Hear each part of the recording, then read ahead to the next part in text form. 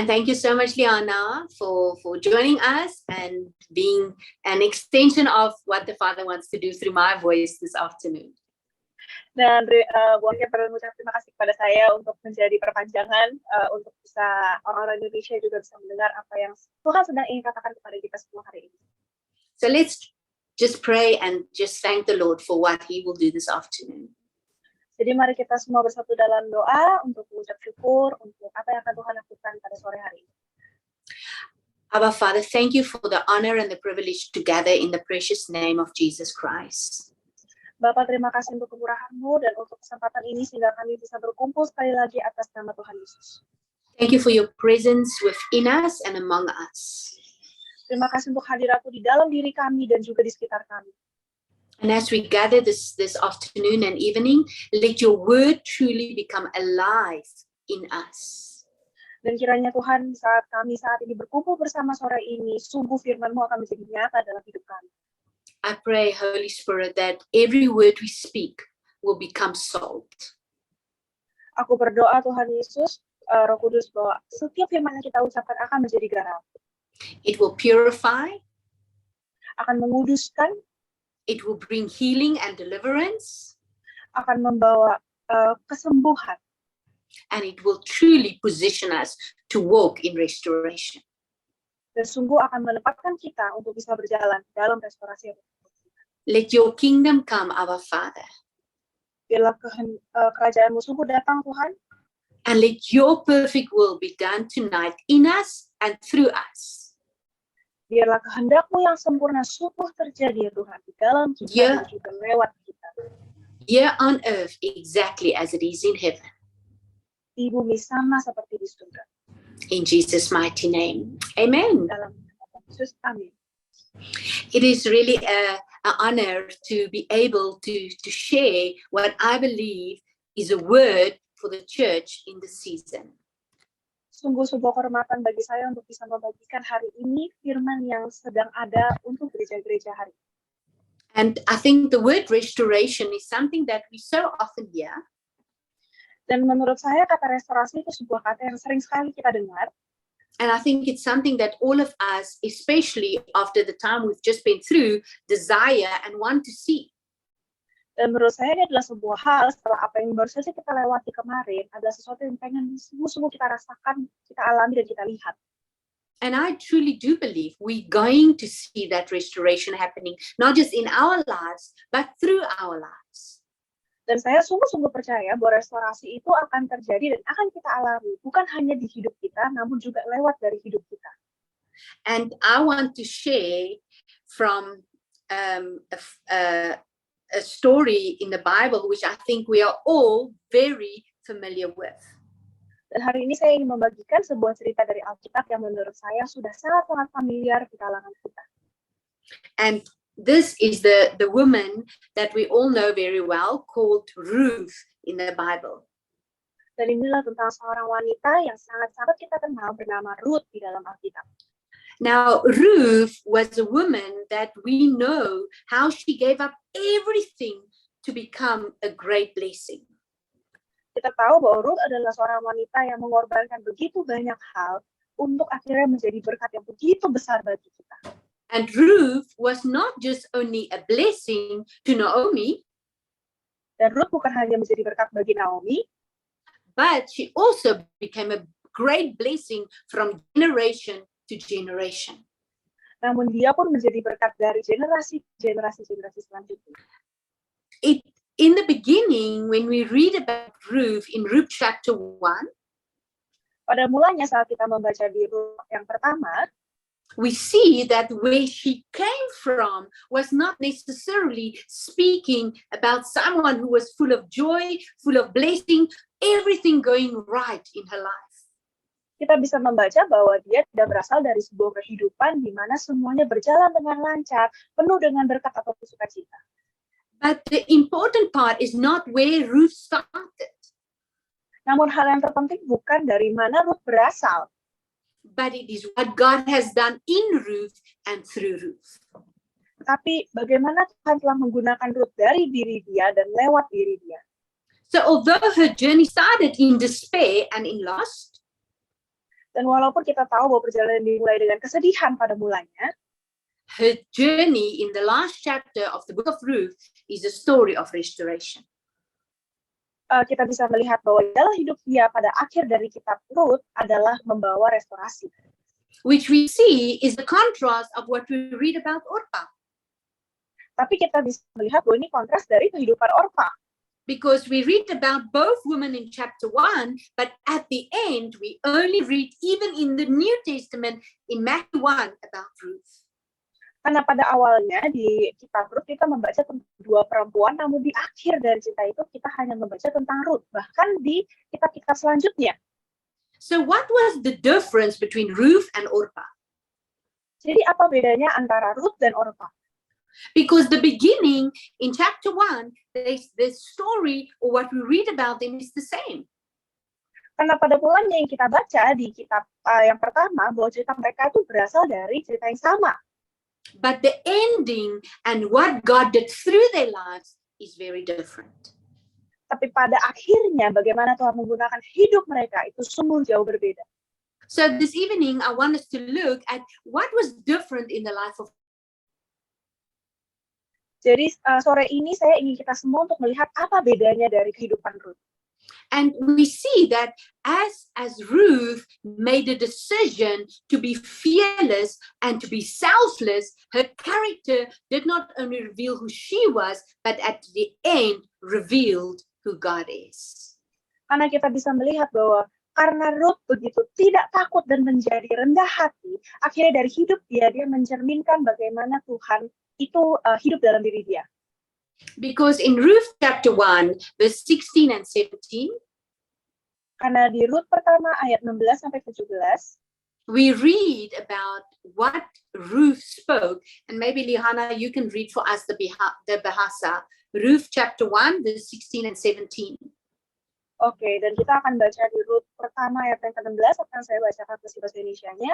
Akan tetapi Rut berkata, jangan memaksa aku untuk meninggalkan engkau dan berbalik dari mengikuti engkau, sebab kemana engkau pergi, aku pun akan pergi. Di tempat engkau akan menetap, aku pun akan menetap. Bangsamu akan menjadi bangsaku, dan Allahmu akan menjadi Allahku. So what Ruth here says to Naomi is not only that, hey, I will do what is required of me or go with you. Dan di sini kita bisa melihat bahwa Ruth tidak hanya berkata, oke, aku akan pergi denganmu untuk melakukan apa yang harus saya lakukan. But Ruth surrendered completely everything that was about herself, and she was willing to go with Naomi to even die when Naomi dies. Namun kita bahkan bisa membaca bahwa di sini dia menyerahkan segalanya dari kehidupan dia untuk mengikuti Naomi. Bahkan di ayat yang ke-17 dia berkata, di tempat engkau mati, aku pun akan mati dan di sanalah aku akan dikuburkan. And for us, it's not necessarily that the Lord would ask us to die a physical death. Dan untuk sebagian dari kita, seringkali Tuhan bukan menyuruh kita untuk mati secara harafiah. But for us, it is when we come in Christ and we want to see the restoration of the Father through our lives. Namun di saat kita datang kepada Kristus dan kita ingin melihat restorasi itu terjadi dari Allah Bapa, we too have to be without fear. Kita pun harus tidak memiliki rasa takut. And we have to die to our own ambitious dreams or desires so that Christ's life can be lived in us and through us. Namun kita sendiri harus membunuh mimpi kita secara daging sehingga rencana sempurna Bapa bisa terjadi dalam hidup kita. So I want to ask you this evening, if you maybe are still struggling with any form of fear, jadi sore hari ini saya ingin meminta kepada Anda, jika Anda saat ini masih berjuang dan bergumul dengan ketakutan yang sedang Anda alami, whether it's fear of rejection, mungkin ketakutan akan penolakan, fear of man, ketakutan akan manusia, maybe some insecurity, the fear of not being good enough, mungkin sebuah rasa insecure bahwa kita merasa kita tidak cukup baik. Then I want to encourage you today. Maka aku ingin menyemangati kita semua pada hari ini. That as the Spirit of the Lord is in you, bahwa jika Roh Allah sudah ada dalam diri kita, you do not have a spirit of fear, but of power, of love, and of a sound mind. Namun kita sudah tidak ada lagi roh ketakutan, namun ada roh kasih, roh ketenangan. So we can have the same bold declaration just like Ruth had. Jadi kita pun bisa mendeklarasikan hal yang sangat berani sama seperti Ruth. And we too can say, Lord, wherever you want me to go, I will go. Kita pun bisa berkata kepada Tuhan, Tuhan kemanapun Engkau ingin aku pergi, aku pun akan pergi. Whatever you want me to do, Lord, I will do. Tuhan, apapun yang Engkau ingin aku untuk lakukan, aku akan lakukan. And I believe in the same way as we lay down our lives so that Christ's life can be lived in us and through us. Namun sama seperti bagaimana kita bisa menghidupi firman tersebut bahwa Tuhan hidup dalam kita dan kita hidup di dalam Tuhan, we will see that God will not only bring restoration through us, but God will bring restoration in your personal life and within your family. Nah, dan setelah itu kita pun bisa melihat bahwa Tuhan tidak hanya memulihkan hidup kita, namun Tuhan pun akan membawa pemulihan itu secara individu dan juga secara keluarga kita. Secondly, we see that not only was the character of Ruth to be without fear, fearless and selfless, kita bisa melihat di karakter kedua Ruth bukan hanya dia tidak memiliki ketakutan dan dia begitu rendah hati, but secondly, we see that Ruth truly had a heart to serve others. Namun kita bisa melihat bahwa Ruth sungguh memiliki hati yang ingin melayani orang lain. Because we know in Ruth chapter 2 how she had to go and glean in the field to find food for her and Naomi. Karena kita bisa membaca di Ruth yang kedua bahwa dia pergi ke ladang untuk memungut bulir untuk dia dan Naomi makan. But she was not only willing to serve Naomi, she was even willing to see Boaz and later on the whole city. Tapi kita pun bisa melihat bahwa dia bukan hanya memiliki hati untuk melayani Naomi, tapi dia juga memiliki hati untuk melayani Boaz sehingga dia pun akhirnya menjadi berkat bagi seluruh di kota. And I want you to understand today that Naomi never saw Ruth as her servant. Dan saya ingin kita semua untuk mengetahui saat ini bahwa Naomi tidak pernah melihat Ruth sebagai budaknya. Even the way that Boaz speak about Ruth in Ruth chapter 2, bahkan cara Boaz berkata mengenai Ruth di Ruth yang kedua, how he shows her honor and respect, bagaimana Ruth itu dia memberikan hormat kepada Ruth. She was never seen as somebody that they abused or just as a slave. Dia tidak pernah terlihat seperti orang yang saat itu dipukuli oleh orang ataupun sebagai hamba. But the heart of Ruth was always to rather serve than to be served. Tapi hati Ruth saat itu selalu untuk melayani daripada dilayani. And I truly believe if we look at the example of our Lord Jesus Christ, dan saya sungguh percaya bahwa jika kita melihat kepada Tuhan kita Yesus Kristus, we see that although he is the Son of God, kita bisa melihat walaupun dia adalah anak Allah, and although he knew he was the Son of God, dan walaupun dia pun sudah tahu bahwa dia adalah anak Allah, Jesus always had the heart to serve others. Yesus selalu memiliki hati untuk melayani orang lain. And the difference between a servant mindset and the heart to serve is in the identity. Dan perbedaan dari pola pikir seorang hamba dan hati untuk melayani, ada perbedaannya di identitas orang tersebut. Because if you have the mentality that I'm a servant and you're just there to serve, karena kalau kita memiliki cara pandang pikir bahwa kita adalah seorang hamba dan kita hanya datang untuk melayani, you might be busy doing many things, even serving in church or serving others with good intentions. Engkau bisa saja sibuk dengan begitu banyak hal, bahkan melayani di gereja dengan hati yang memiliki maksud yang baik.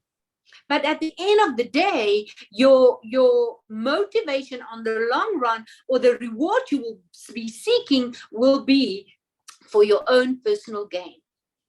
Namun pada ujungnya, pada akhir ceritanya, hadiah yang ingin kita harapkan itu semua untuk diri kita lagi. Ujung-ujungnya.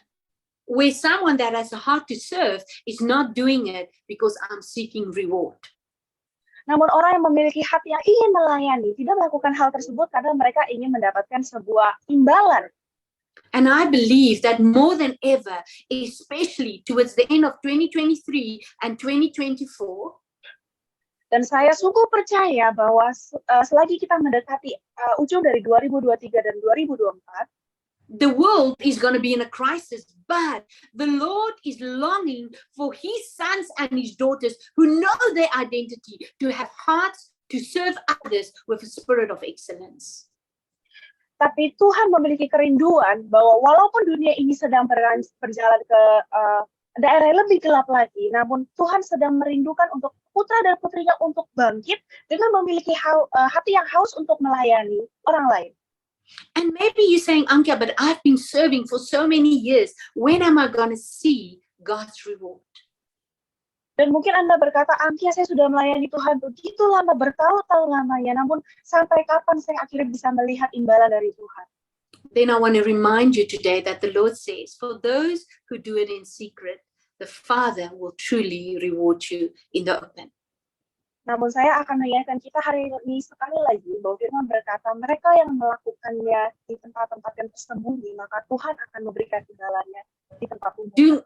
Do not get tired of serving. Do not get tired of being a blessing. Jangan menjadi lelah untuk melayani. Jangan menjadi lelah untuk menjadi berkat bagi banyak orang. Because in due time, in due season, the word says, God will reward you richly. Karena kita bisa membaca di firman bahwa sebentar lagi kita sudah akan memasuki musimnya di mana Tuhan akan membalas kita dengan berkelimpahan. I want us to read Ruth chapter 2 verse 9 and 10, please, Liana. Aku ingin kita semua untuk baca di Ruth kedua ayat 9 sampai 10. Biarlah matamu tertuju pada ladang yang sedang mereka tuai dan ikutilah mereka. Aku telah memerintahkan agar para pekerja laki-laki muda tidak menyentuhmu. Jika kamu haus, pergilah ke bejana-bejana dan minumlah dari air yang telah ditimba oleh para pekerjaku. Lalu Ruth sujud menyembah Boas dengan muka sampai ke tanah dan berkata kepadanya, mengapa aku mendapat belas kasihan di matamu sehingga engkau memperhatikanku padahal aku orang asing? We see that Ruth feels, she acknowledges and she sees this favor that she has with Boaz. Kita bisa membaca bahwa Ruth saat itu menyadari bahwa dia mendapatkan perkenanan itu dari Boaz. But one of the characters, number 3, that Ruth really showed and lived was to respect and to honor others. Namun karakter ketiga yang sungguh dihidupi oleh Ruth dan dijalani oleh dia adalah dia memiliki karakter untuk menghormati orang lain. She didn't just expect of others to respect her, but she was the first one to show respect and to honor. Dia tidak hanya hidup berharap untuk dihormati oleh orang lain, namun dia menjadi yang pertama untuk memberikan hormat itu kepada orang lain. And as she respected, the whole city at the end respected Ruth.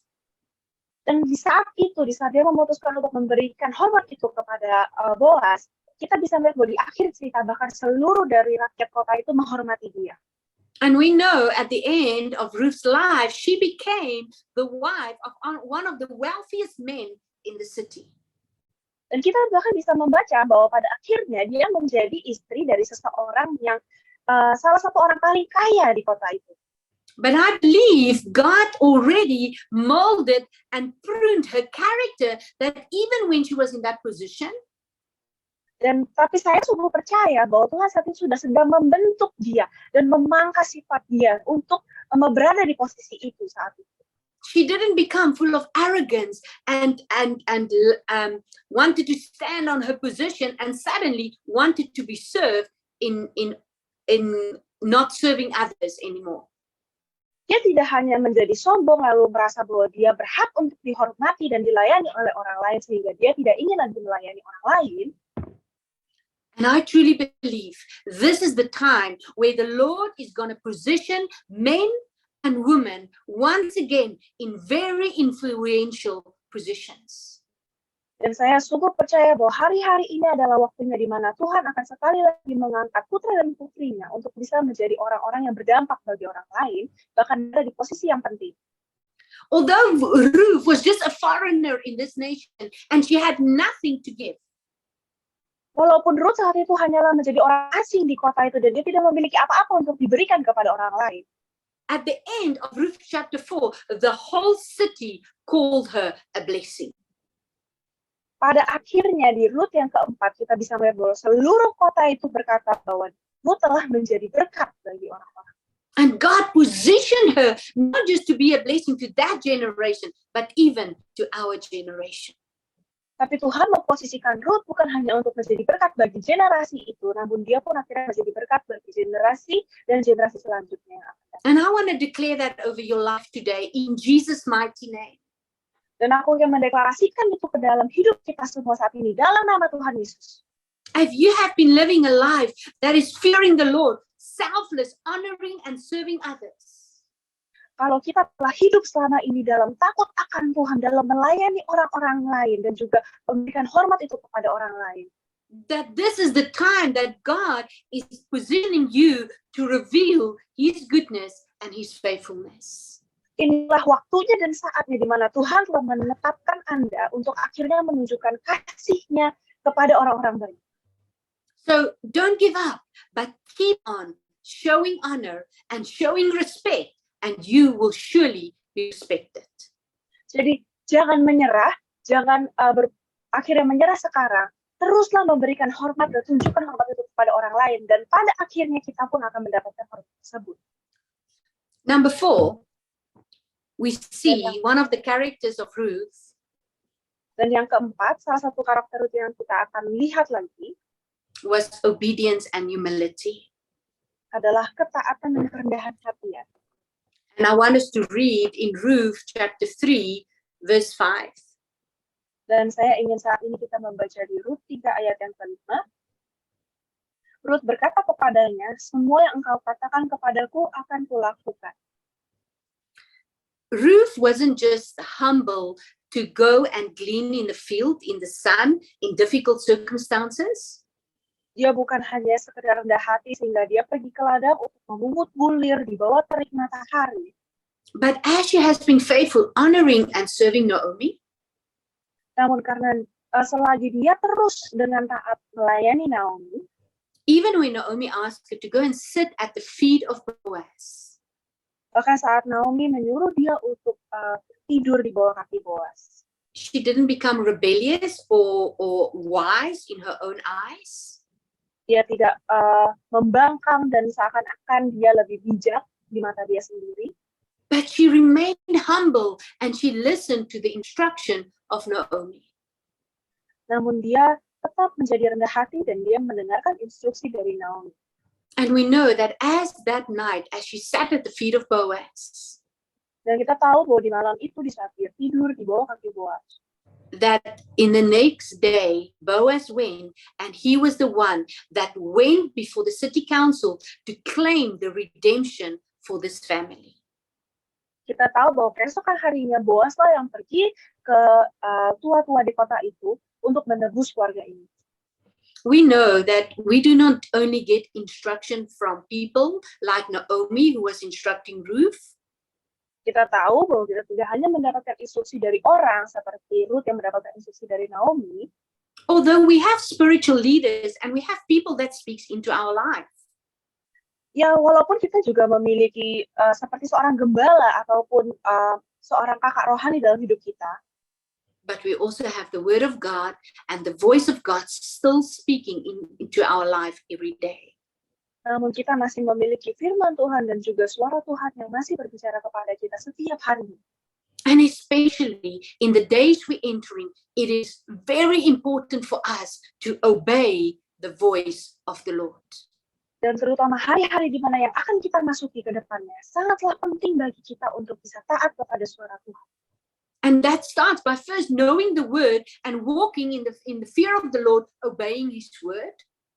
Dan ini semua dimulai dari mengenal akan firman Tuhan, taat kepada suaranya dan berjalan sesuai dengan firman Tuhan.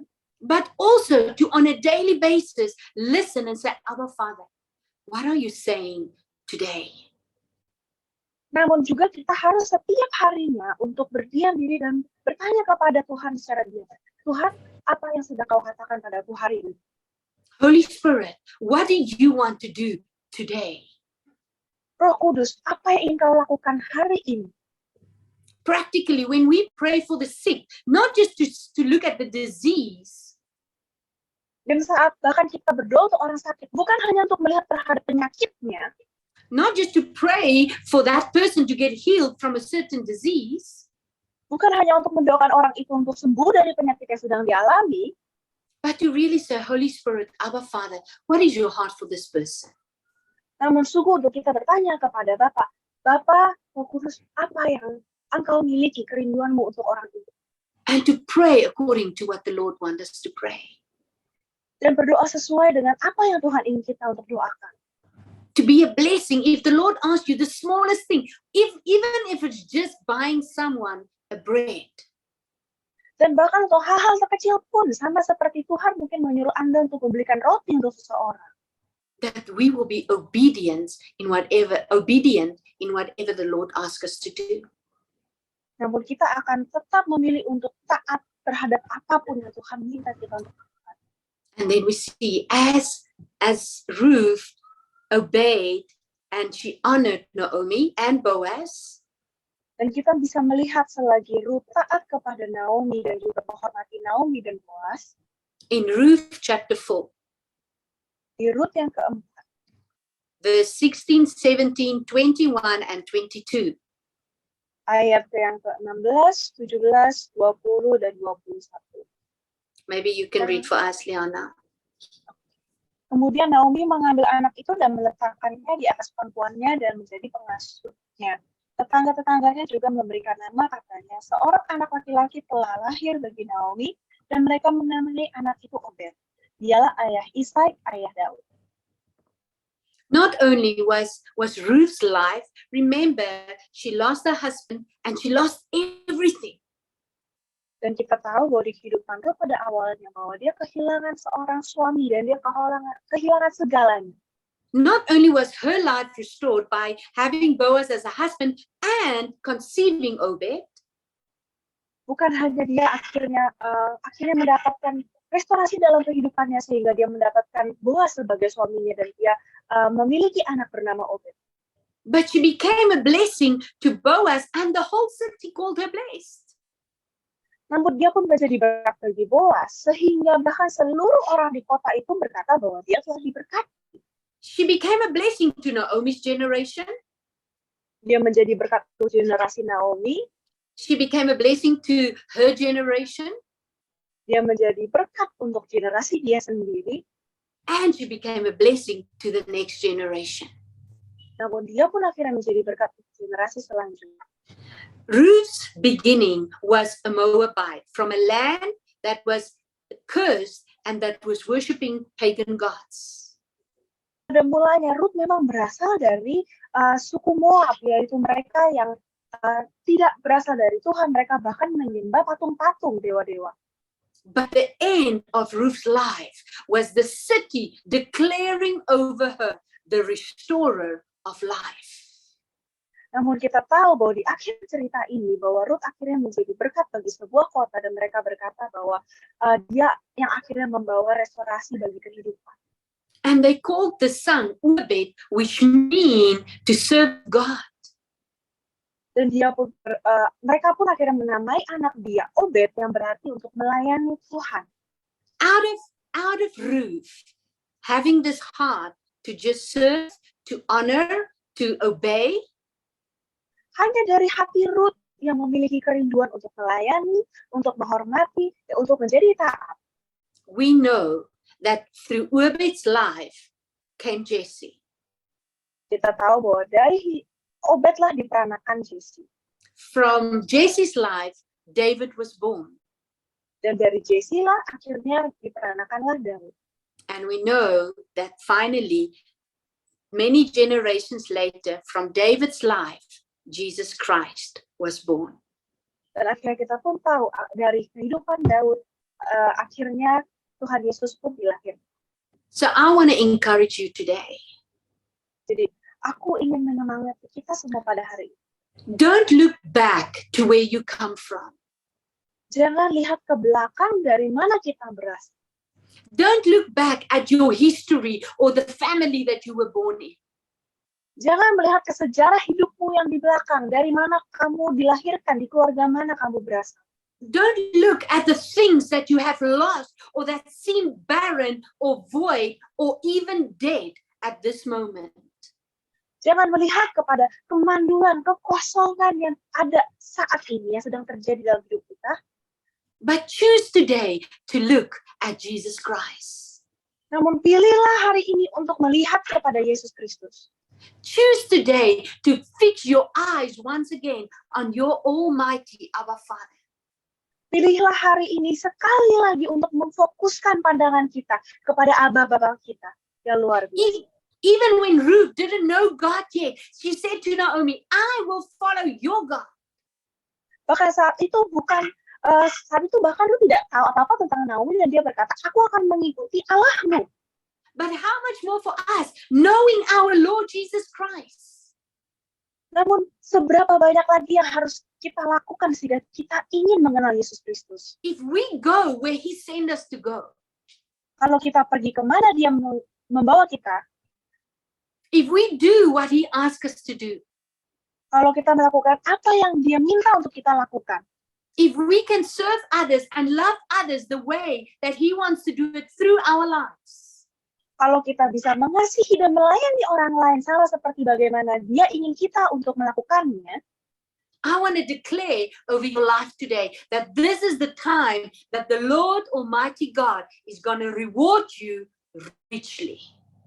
Aku ingin berdoa untuk kita pada hari ini bahwa inilah musimnya dan saatnya di mana Abba Bapa kita akan memberikan kita imbalan dengan berkali-kali lipat. Boaz said to Ruth, it is God who will reward you in full. Boaz berkata kepada Ruth bahwa Tuhanlah yang akan membalasmu dengan penuh. What was barren and dead once. Apa yang sebelumnya kosong dan dipenuhi dengan kematian.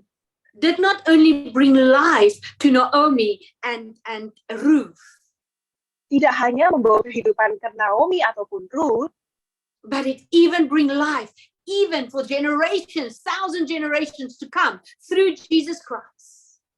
Namun bahkan dari situ pun akhirnya terlahir berkat untuk generasi-generasi yang akhirnya datang, bahkan lewat dari hidup Yesus Kristus. God restored from having nothing to them becoming a wealthy family in the city. Tuhan memberkati mereka dari mereka yang tidak memiliki apa-apa pada mulanya, akhirnya menjadi salah satu keluarga paling kaya di kota itu. God restored barrenness to having a child that became a blessing. Tuhan merestorasi dari sebuah kemandulan sehingga dia memiliki seorang anak yang anaknya akhirnya menjadi berkat bagi banyak orang. God restored from having no husband to being the wife of Boaz. Tuhan merestorasi dari seseorang yang akhirnya kehilangan suaminya, akhirnya dia menjadi istri dari seorang Boaz. God restored a field that was supposed to not be redeemed to be redeemed. Tuhan merestorasi dari seseorang yang seharusnya tidak ditebus, akhirnya pun ditebus. And in Jesus' name, I want to declare today that for generation to generation to generation, God is restoring what the enemy wanted to take from your family. Dan aku mendeklarasikan hari ini bahwa berkat dari generasi ke generasi selanjutnya, dari apa yang sedang direncanakan oleh iblis akan digagalkan oleh Tuhan. Don't look at what you see in the natural right now. Jangan melihat dengan apa yang kita lihat saat ini dengan mata fisik kita. Don't look at the facts that is in front of you today.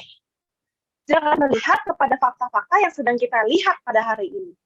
Today, decide to say, Lord, I'm getting rid of my fear. I'm getting rid of what the enemy have been accusing me and telling me of. Tapi pilihlah hari ini untuk berkata, Tuhan, aku sudah tidak lagi ingin hidup dengan ketakutan. Aku tidak ingin percaya terhadap kata-kata yang iblis sedang katakan kepada hidupku. I choose today to be fearless and for my life to become a blessing. Aku memilih hari ini untuk tidak menjadi takut, untuk hidup tidak dalam ketakutan, dan aku memilih untuk hidup sehingga aku bisa menjadi berkat. I choose today to believe I'm not a slave of anything of this world, but I have the heart to serve others with your love. Pilihlah hari ini untuk berkata bahwa aku bukan lagi hamba terhadap apapun, namun aku memilih untuk memiliki hati untuk melayani orang lain.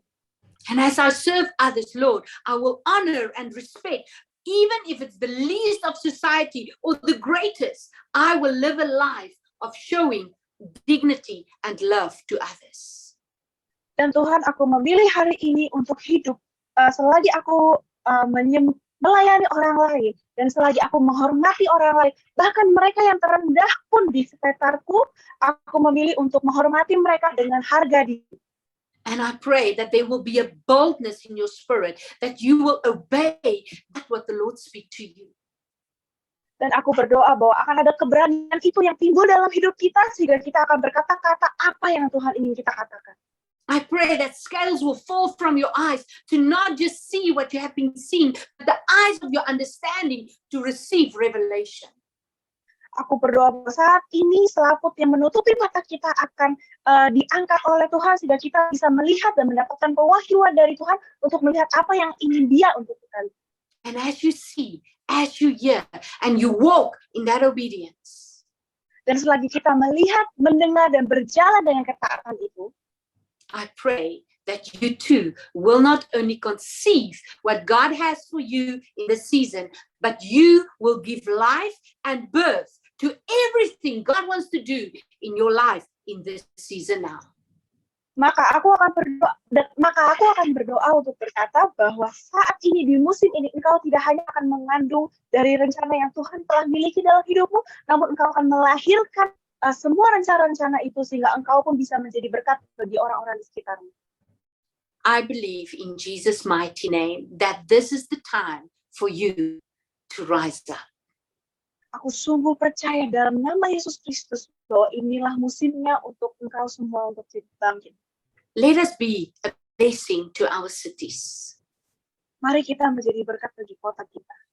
Let us be a blessing to our nations. Mari kita menjadi berkat bagi bangsa kita. Not because of what we have to give. Bukan dari apa yang harusnya kita berikan. Not of our natural abilities and our natural resources. Bukan dari kemampuan kita secara fisik, secara duniawi, ataupun harta yang kita miliki secara duniawi. Because of who is living inside of us. Namun dari siapa yang hidup dalam diri kita. He that is in us is greater than that what is in this world. Dia yang hidup dalam diri kita, yang ada di dalam kita, lebih besar daripada apapun di dunia ini. And I pray that as you do that by faith today, dan aku berdoa selagi kita melakukan itu dalam iman hari ini, that you will see God's glory. Bahwa engkau akan melihat kemuliaan Allah. Let's pray together. Mari berdoa bersama.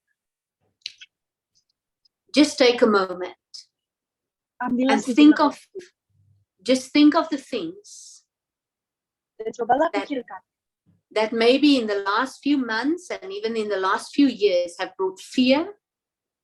Yang mungkin hal-hal telah terjadi beberapa bulan ke belakang atau beberapa tahun ke belakang yang telah membawa ketakutan dalam hidup kita. Think of the things that made you feel that you are stuck in one place. Pikirkanlah hal-hal yang membuat kita merasa bahwa kita sedang berada di satu tempat titik itu. And as you see these things, dan selagi kita melihat hal-hal tersebut, I want you to surrender them to God. Aku ingin kita semua untuk menyerahkan itu kepada Tuhan. I want you to see. Aku ingin kita semua untuk melihat how the Lord takes those things that seem that it was lost. Bagaimana Tuhan mengambil semua hal itu sehingga apa yang terlihat dulunya telah How what seemed, what was barren and empty. Apa yang sebelumnya telah terlihat seperti mandul dan kosong. How the Lord speaks over your life today. Bagaimana Tuhan sedang berkata pada hidup kita hari ini. Abba Father, in Jesus' mighty name. Abba Bapa dalam nama Yesus Kristus. I know, Lord, that you are the one that restore all things. Aku tahu Tuhan bahwa Engkau lah yang memulihkan segala hal. You restore all things to the heart of our Father. Engkau merestorasi dan memulihkan segala hal sesuai dengan hati Abba Bapa. And I proclaim, Lord, in Jesus' mighty name.